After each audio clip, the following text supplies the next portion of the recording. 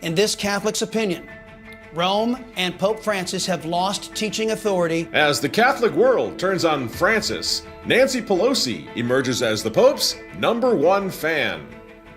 Bono, back in the Vatican, praises Francis for codifying Great Reset principles in the Catholic Church's canon law. Plus, responding to the dog whistles of Mad Maxine and the mayor of Chicago, A-list pop stars incite violence against the U.S. Supreme Court and pro-life America. Mirror, mirror on the wall, who's the biggest hate group of them all?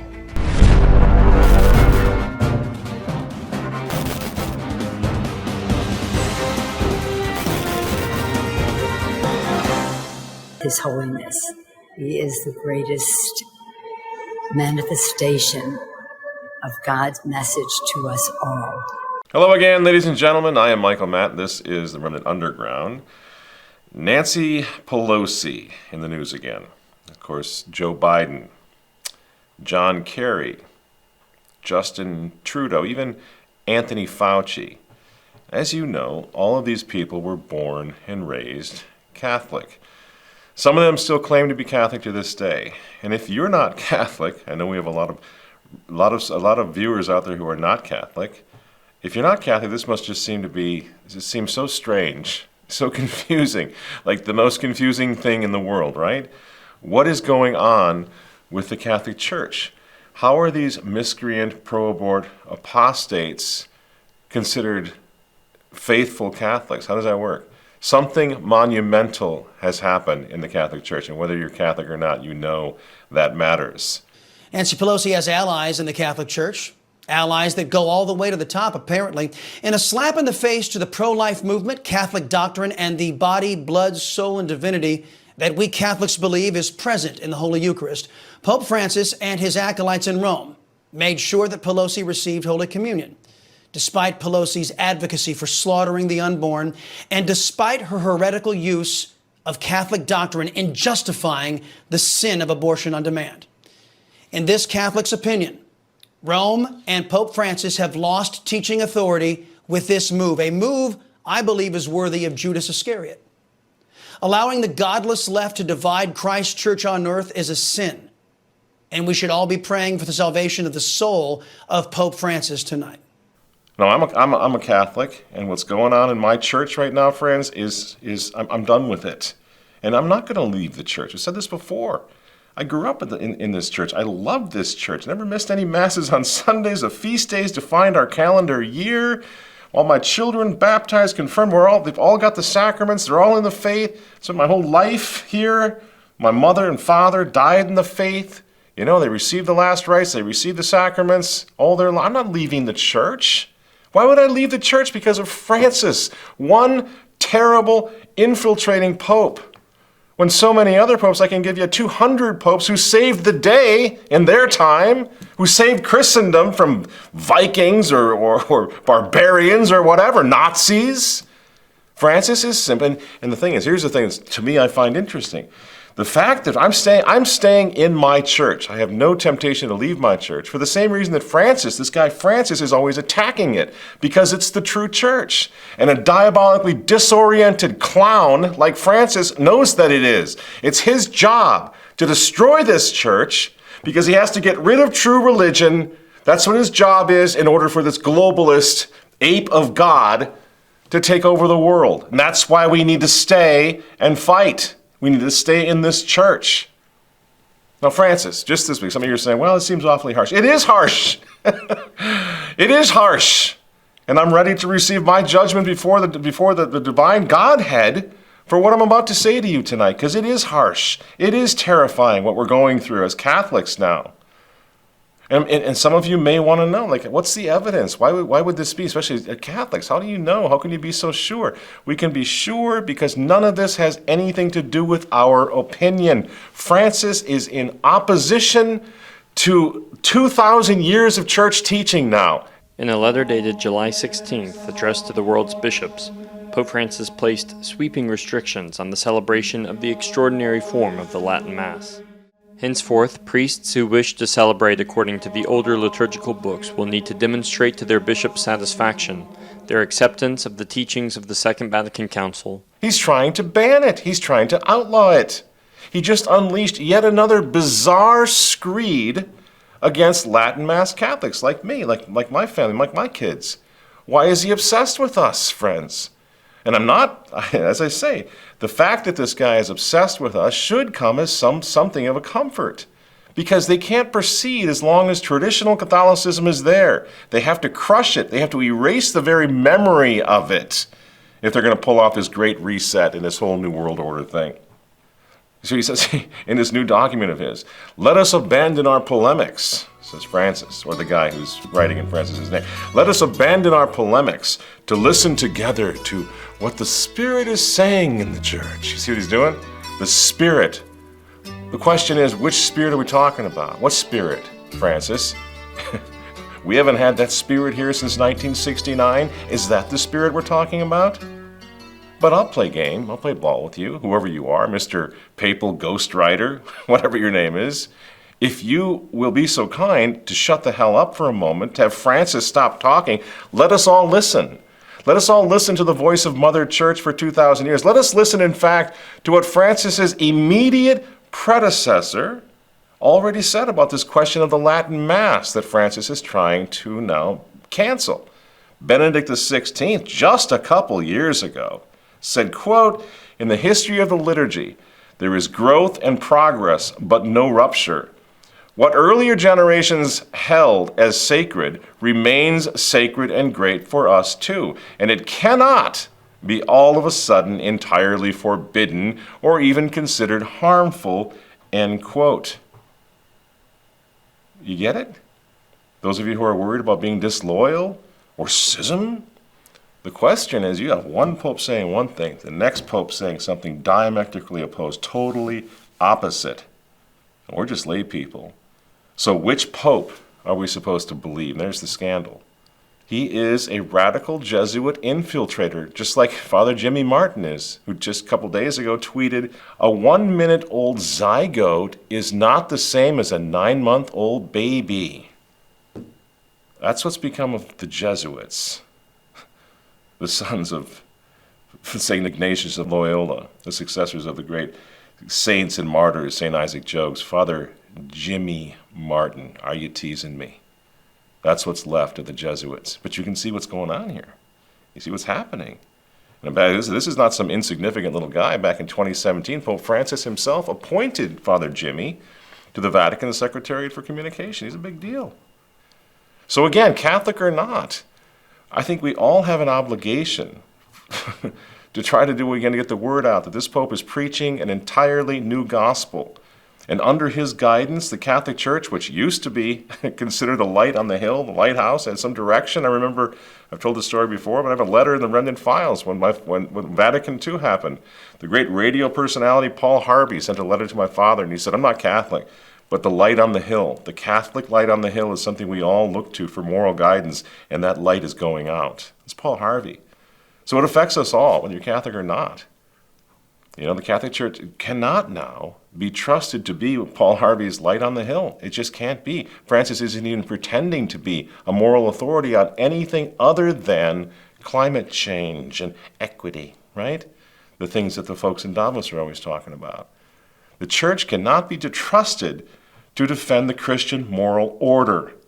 And I don't know what's going to happen. Who do you say? Who would you say, those of you who are not Catholic? Who's going to be the moral authority? You're just going to appeal to Scripture?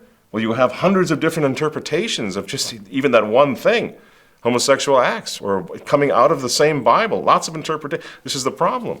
Who's your moral authority? Who do you look to provide these answers? Catholic Church, like her or not, goes back, her documentation, the councils go back 2,000 years. You can see the consistency of the Christian teaching. And this is all being gradually undermined by the Francis experiment, which of course is just a continuation of the experiment of the Second Vatican Council. And if you want proof, you see, here's the problem. Those of you who have been at loggerheads with us, with traditional Catholics for a long time, you think it's just about the Latin Mass, you think it's about being more Catholic than the Pope, you think it's about these liturgical sort of preference issues. Not anymore. Tonight we're not going to really talk about that. Now you have to decide, are you going to follow Francis into an area where even pro-lifism is abandoned, where even the lives of babies is no longer as important as the globalist project? You see? This is your bailiwick, you who are not traditional Catholics. This is the thing. You guys, that was your line in the sand for 50 years, for whatever, since Roe v. Wade. Abortion. That's where you took your stand, right? So now what are you going to do? What are you going to do? You're going to let Francis destroy that? Just erase your line in the sand? After 50 years of the abortion genocide, friends, the Supreme Court of the United States, by the grace of God and by the will of a very active Christian people in this country who never gave up the fight, finally, the court overturns Roe, giving each state in the Union a fighting chance to stop the flow of blood, the gushing of blood of innocent aborted babies, at least in their towns, at least in their states, maybe, hopefully. But instead of hailing this as the greatest blow, the greatest strike against the culture of death since 1973, Pope Francis so far has ignored it. What kind of mental gymnastics are you going to do to justify that, or to just explain that or dismiss that? He ignored it? We all know that he used the considerable power of the papacy to undermine arguably the most pro-life president in U.S. history. But now Francis can't seem to get enough of the actual Catholic apostate pro-abort folks that are running Team Biden right now. It's incredible, but this is what it looks like. And I know, I get it. Popes have always met with heads of state that maybe they don't fully agree with. But this is getting ridiculous. These people are publicly out there destroying the family, destroying the lives of millions and millions of babies, destroying our country. And Francis is just all laughs and giggles and hugs. I mean, for heaven's sakes, friends, the insufferable pro-abort, apostate Nancy Pelosi is Pope Francis's #1 fan. Now, what are you going to do about this? His Holiness, he is the greatest manifestation of God's message to us all. And I think she means that. She's genuinely sincere. She looks at Francis and she sees one of hers. And the very day that Roe was overturned, this practicing Catholic took to the podium like some kind of a drunk demon. Today, the Republican-controlled Supreme Court has achieved their dark, extreme goal of ripping away a woman's right to make their own reproductive health decisions. One of the justices had his own statement. It's about contraception, in vitro fertilization, family planning. That is all what will spring from their decision that they made today. Oops. Things are coming off the woman. She's so ancient. You know, have another poll, Nancy, seriously. And just 5 days after this spectacle that just happened with the popping earrings and whatever else is going on up there, 5 days later, Francis welcomes this creature publicly back to the Vatican once again. The Speaker of the U.S. House of Representatives, Nancy Pelosi, may have received communion at Papal Mass in St. Peter's Basilica, though not from the Pope, but rather a priest serving at the Mass. The priest distributing communion may not have known who she was, seeing as there were many priests of several nationalities serving at the Mass.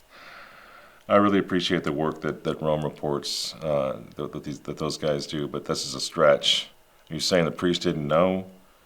Well, who is this? Father, I am clueless. Francis blessed Pelosi before that Mass.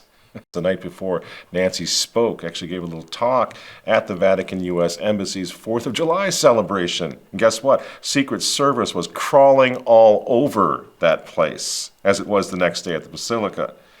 The Vatican press corps knew that Nancy was there. The Pope knew that Nancy was there.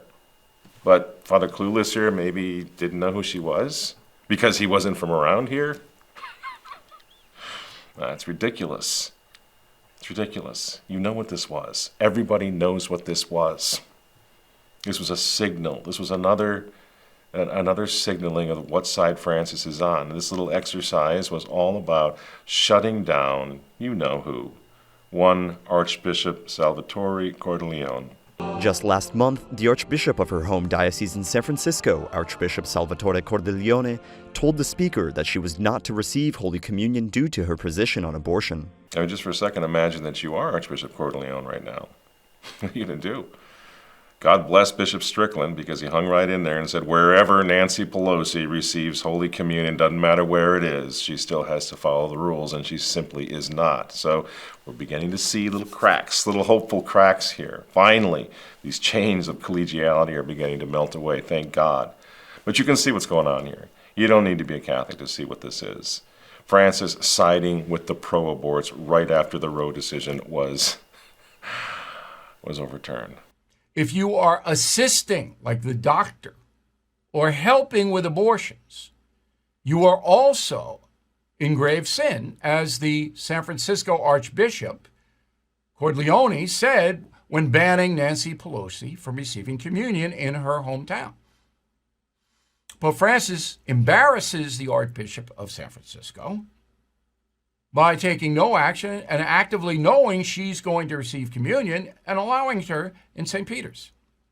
Now, the message this sends to everyone, not just Catholics, is, all right, we're saying abortion's evil and a mortal sin, and we're saying all that.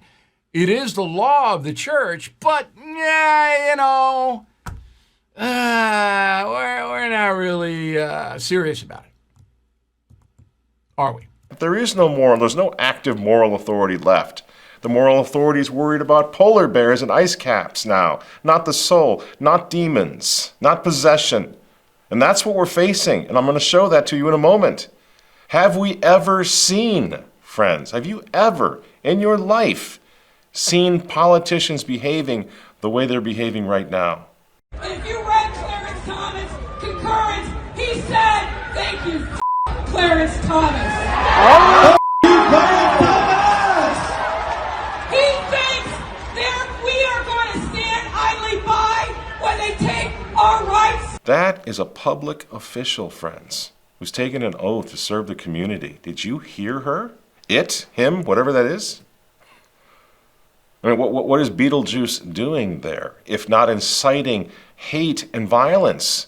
Will she be held accountable if there is more violence because of that kind of rhetoric? There's already been one attempt to assassinate a Supreme Court justice, right? So is Justice Thomas next? Lori Lightfoot? Is that what you want? Is that what you're shooting for? Is that where we've come in this country? You're hoping they're going to go take down a Supreme Court justice? No. This hate group is headed up by serious people. We're not talking about a bunch of beer drinkers running around in the white hoods and peeing on pine trees in the woods, right? We're talking about serious people, people with real power, calling for real war against law and order. Every one of us is going to be affected by this. If something doesn't happen, if someone doesn't stand up and recall the moral authority in this world to put a stop to this insanity, because they're actually now calling for anarchy. You ain't seen nothing yet. Women are going to control their bodies no matter how they try and stop us. The hell with the Supreme Court. We will defy them. Your response? You know, I think there is a real risk of violence. We've seen multiple Democrats, now including Maxine Waters, before that Chuck Schumer, before that the Biden White House, effectively encouraging violence. That's it. Ted Cruz is absolutely right. Violence is coming. We've already seen it. We've seen a lot of it, and we're going to see a lot more now that everybody from the president on down seems to be calling for it. No one's trying to rein this in. Why? Because they want to kill babies. Because they want to kill babies. Do you hear what I'm saying? This is all about slaughtering babies. You don't think we need a little moral authority, a little religious authority, spiritual authority in this country? They're doing this because they want to kill babies. Don't lose sight of that. You are pro-slavery. You are anti-woman. You are a traitor. You are scum. We need access to safe abortion. This hateful rage of the so-called paragons of toleration and acceptance, you know, they're so tolerant, aren't they? Everybody has to be accepted. I'm okay, you're okay. Until you disagree with them. You are scum. This whole thing with Dobbs has ripped the mask off the left, and that's the one good thing. We're going to talk about that tonight too. It's exposed this hate group for exactly what it is spreading their hate all over the world. Real hate, actual hate. I mean, you've seen these pop stars, and I'm not saying that they're haters like the Southern Poverty Law Center does to Christians, just makes it up. Well, you're a hater. These people are haters by their own admission. Now remember, they're standing up there in front of 10, 20,000 young people saying things like this. This song goes out to the justices, Samuel Alito, Clarence Thomas, Neil Gorsuch, Amy Coney Barrett, and Brett Kavanaugh. We hate you. Well, I don't know who this clown is, do you? I have no idea who she is. But did you catch what she said there? We hate you. Could they be any more obvious about what this is all about?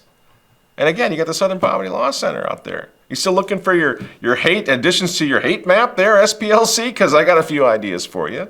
The FBI is investigating after pro-abortion extremists torched a pro-life Colorado pregnancy center, leaving behind graffiti that says, "If abortions aren't safe, neither are you." Here's something called Megan... Sorry, somebody else is going to have to help me out with that name. Megan Three Stallions? The Stallion? And just one stallion? And it's a woman, is that right? Or is she in transition? Or what's a woman? Great point, I'm not sure.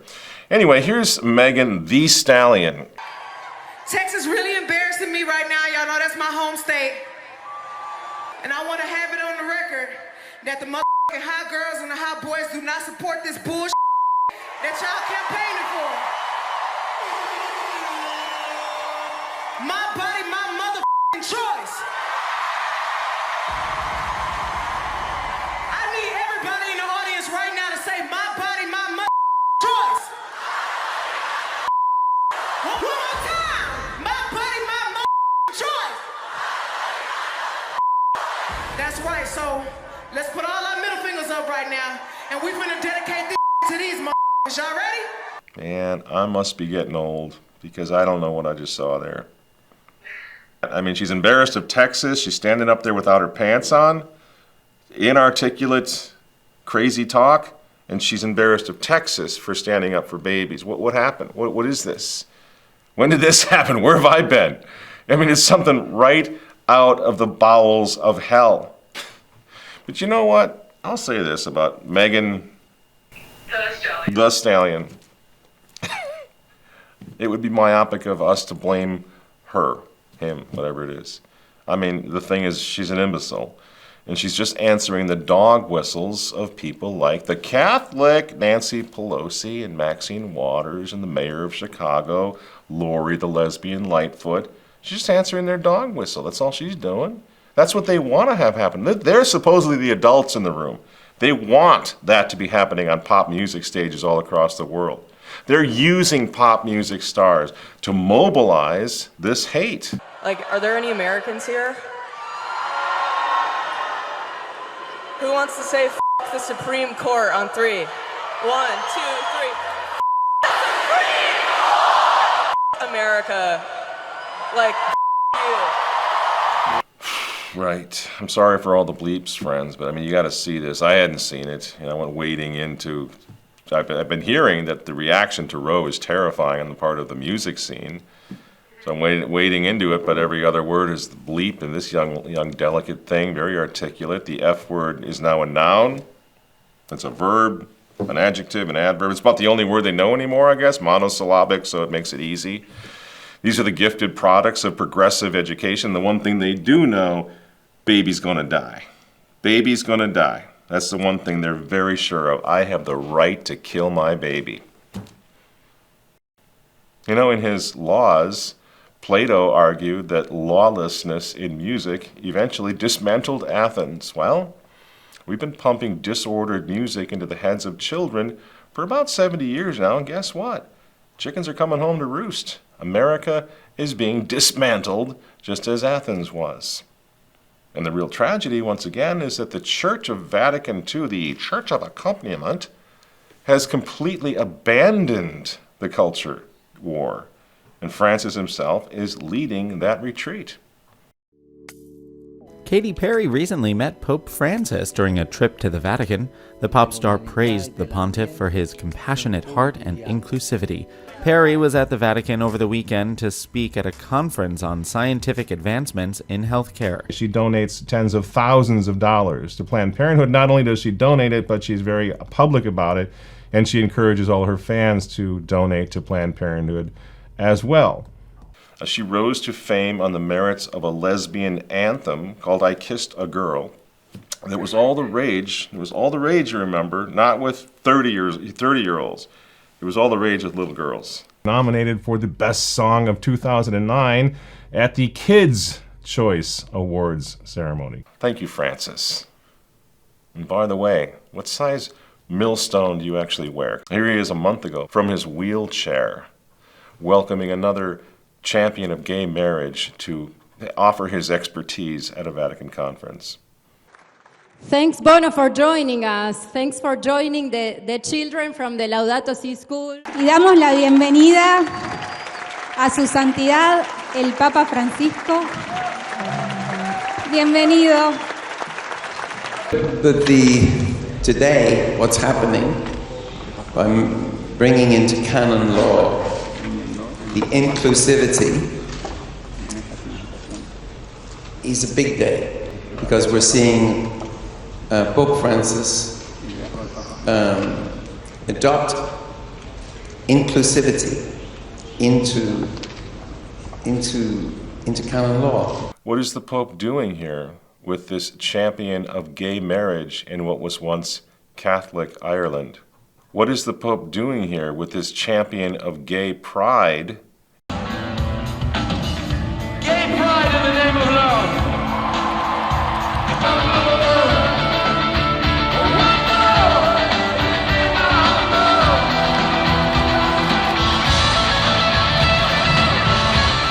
The Pope with this married gay couple, actually getting papal kisses on the cheeks, this married gay couple. The Pope with this Catholic climate change lunatic.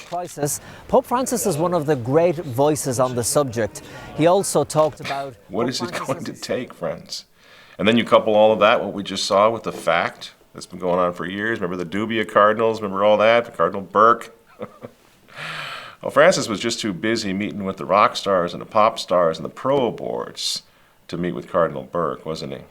Francis was just too busy meeting with Bono to listen to Cardinal Joseph Zen, who came to the Vatican to beg the Pope to do something to save the Chinese Christians from the Chinese communists. Now, Francis wouldn't have any of that. And now we wonder, why is it that Francis has gone silent on Dobbs? What did you think he was going to do? Whose side do you think he's on? He's one of them. And he has no intention of disappointing his pro-abort, population-controlling, United Nations, Davos, globalist allies now or any time in the future. That's our boy Francis. In this Catholic's opinion, Rome and Pope Francis have lost teaching authority with this move, a move I believe is worthy of Judas Iscariot. Francis is on the wrong side of history. And you know what? There's some really great signs. There's great signs all around us. Alleluia. I woke up this morning praying for this, and I never thought that it would happen. This was a big win, not only for South Texas, because we are pro-life, somos pro vida, but it's also a big win for our country. If we want to see real change in bringing crime down, we need to raise a generation to respect life in the wound.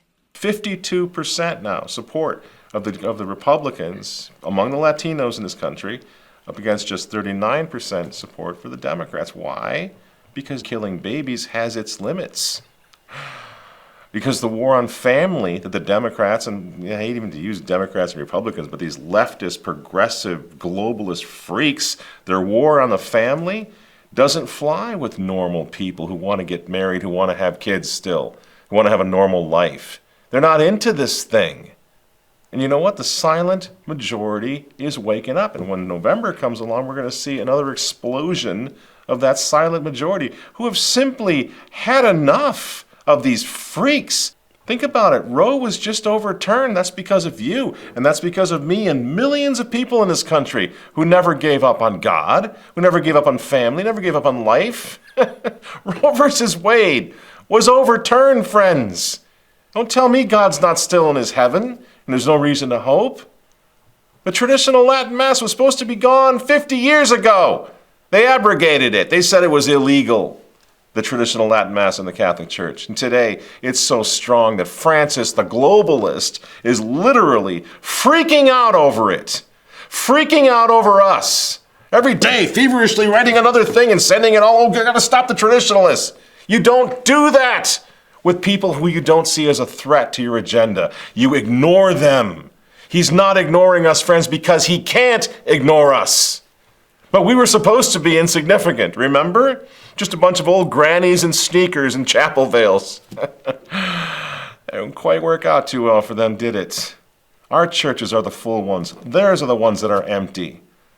And why are we no longer insignificant as we were supposed to be, dutiful little insignificant Catholic? Why are we no longer that? It's because this, friends, is going on all over the world.